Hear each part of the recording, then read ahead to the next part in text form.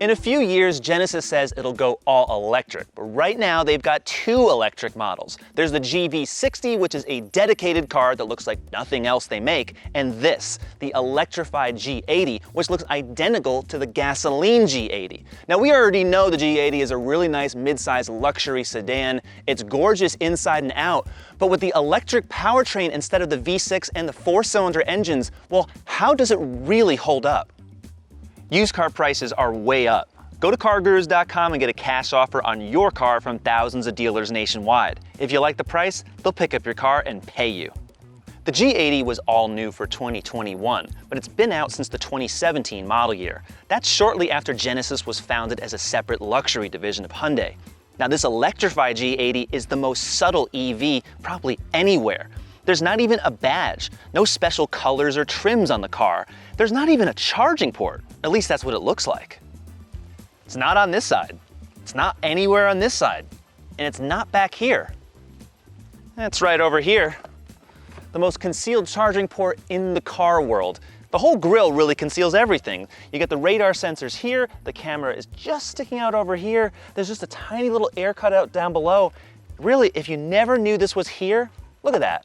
It's just ingenious. The electrified G80 isn't done fooling you that it's an electric car. It looks like an engine, but this is not the 4 or the 6 from the regular G80. This front and rear motor over the rear axle combine for 365 horsepower and 516 pound-feet of torque. The battery is 87.2 kilowatt hours.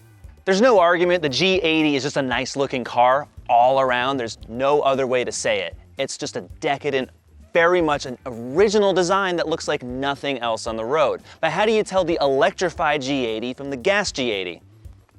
From a distance, you don't, but these wheels are a little different. All these thin multi-spoke designs down here, slightly more aerodynamic, but not quite the dish design you'll see in a lot of other Mercedes EQ models that try to have a very full aero effect.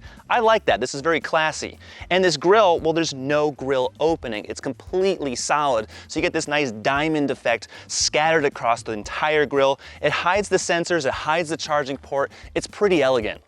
The lighting on the G80 is just a light show is what it is. These turn signals on the side, the turn signals in the front. You cannot miss this car making a turn, I'll tell you that. This is an elegant shape that's gonna stay in style for a long time. This reminds me of the Audi A7. And look at that car from 2011 and look at it now. That first gen car still looks great. That's the G80, whether it's electric or not. Now, a lot of cars don't have exhaust tips. Gas cars don't. They'll hide them and cut them down the bottom. Well, this one really doesn't have them. And back here, that's the only giveaway versus the gas G80.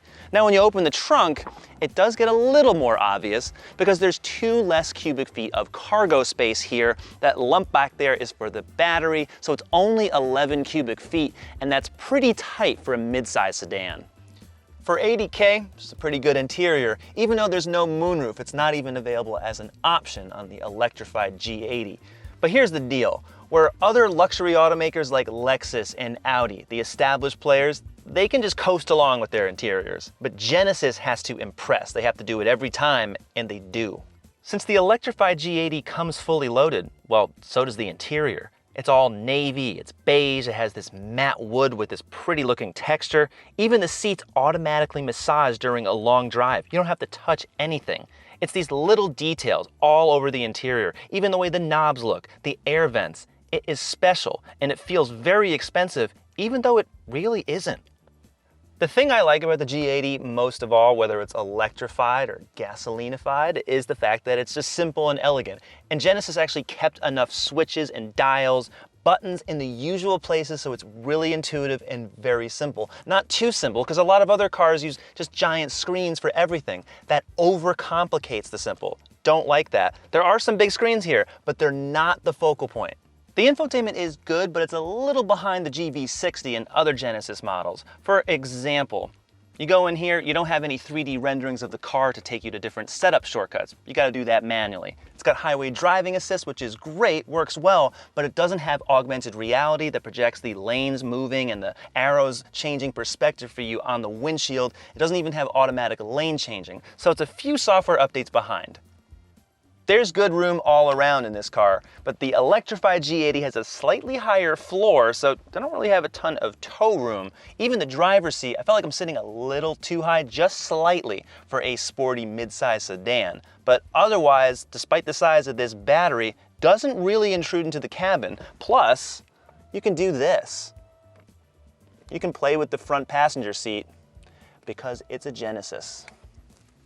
This is a 14.5-inch wide touchscreen, and it's so wide that that's a stretch. So there's also a rotary controller and a touchpad on here, but sometimes you can confuse it with the shifter, which is also rotary, and it's the same color and the same size. So when you're not looking, yeah, they get mismatched. Once you get used to it, the screen's pretty easy to use, and this is a haptic control touchscreen for the climate. And on the Electrified G80, you get a little special EV mode that lets you turn on the heat and only adjust heat and cooling for the driver. Now, personally, it's not that big of a cabin, so I would just cool the whole thing. But you also have your heating ventilation for the seats and the heated steering wheel all from this controller, and you can even adjust how much the screen vibrates when you press it.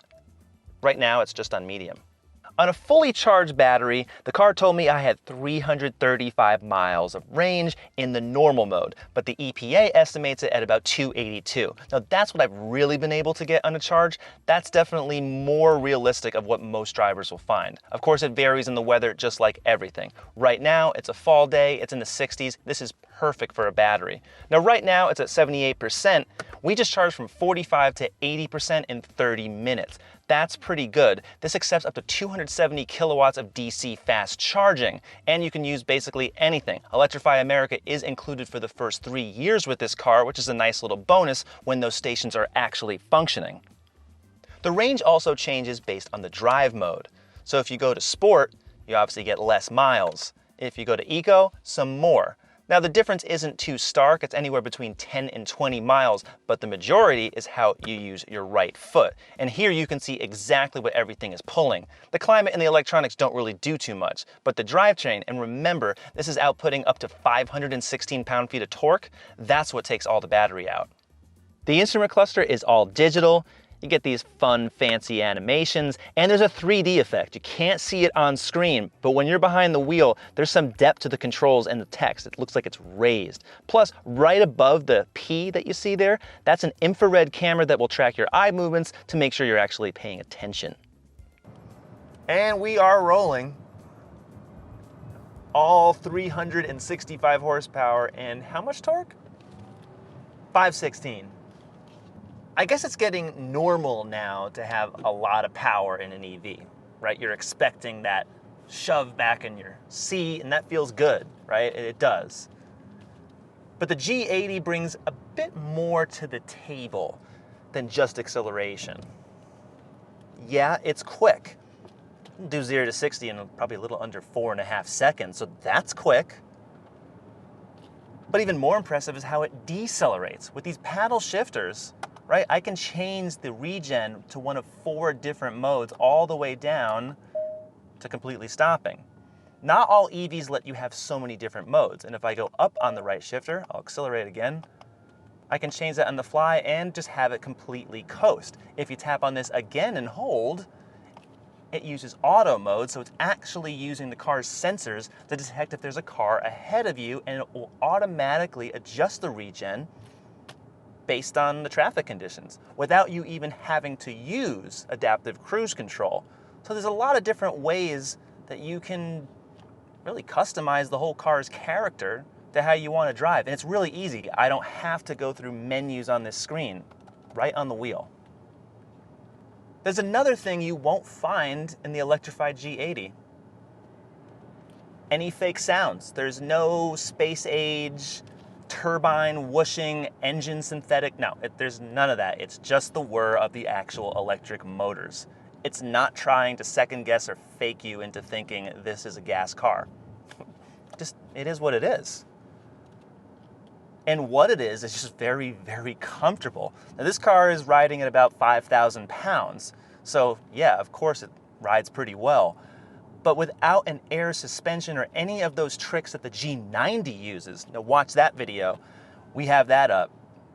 The G80 doesn't use any of that, and even the electrified version doesn't really change the suspension setup all that much. It handles decently, it handles pretty well. It's not a sports sedan, even though these are staggered size tires. But what it is just, let's just say it's just comfortable constantly. This is like Mercedes E-Class type of comfort. Now, the thing about the brakes, you can actually adjust how those feel between comfort and sport. You have to do that when you're parked. You use the touchscreen, but since it's a brake-by-wire system, it does change how the pedal feels. So there's a lot of different ways to stop in the G80. As you'd expect, it's pretty quiet in here because wind noise definitely rushes into an EV more than an ICE car. But so what? You don't have to pay extra for sound deadening like you do in certain Mercedes models. It comes standard here. And it's pretty quiet, you know? On a road like this, where you're doing 55 and that's the speed limit, it feels like you're doing 35. You don't even hear cars rushing by. That is definitely a good thing. Also standard is highway driving assist. You press the cruise control button and the little steering wheel and the lane icons. And I wouldn't say you need to just fully relax, because this car still makes you look ahead with this infrared tracker on here, and it will tell you to adjust the steering wheel. But as an adaptive cruise control system, a semi-automated system, it works pretty well. Now, Hyundai, Kia, and Genesis, they're all sharing similar systems. In this car, it doesn't have automatic lane changing, so it's not quite as advanced as, say, what you'll find in, say, that Hyundai Ioniq 5 or even the Genesis GV60. But since this has over-the-air software updates, whenever Genesis gets around to it, and they will, they'll have similar functionality in this car. You know, the tires whine a little bit because these are all-season tires. They're not summers, even though they're staggered. But right there, the seat bolsters actually inflate automatically when you're in sport mode to keep you hugged in. So while this is not really a sporty car, it hangs on pretty well. The 2023 Genesis Electrified G80 comes one way. It's $79,825. When you order extra charge paint and with destination, it's $81,495 all in. There's no other options. Now that's 30 grand more than what a G80 2.5T starts at, but this car has the performance of the 3.5T, and the premium is not quite as large. And when you compare it to other mid-size luxury sedans with all-electric powertrains, there's not much competition. The Mercedes-Benz EQE, the Tesla Model S, they're way more expensive. Then when you get to performance EV sedans like the Porsche Taycan or the Audi e-tron GT, they're well in excess of $120,000. So the Genesis, well, it sits by itself. Whether you make that leap to electric or stick with gas, the Genesis G80 is just a really, really good luxury car. It looks amazing inside and out. It's really comfortable, has all the tech you want, and it is priced pretty affordably among luxury EVs. Now this one tops over 80 grand, yes, but the Genesis G80 starts a lot lower than other competitive brands like Mercedes, BMW, Audi, and Lexus. And not only does it undercut them, you feel like this is a better experience in a lot of ways. So what do you think? Electric, gas? Would you choose other competitors? I don't know, you tell us. We're gonna review more luxury cars and more EVs just like this one. So stick around, subscribe to CarGurus. We'll see you next time.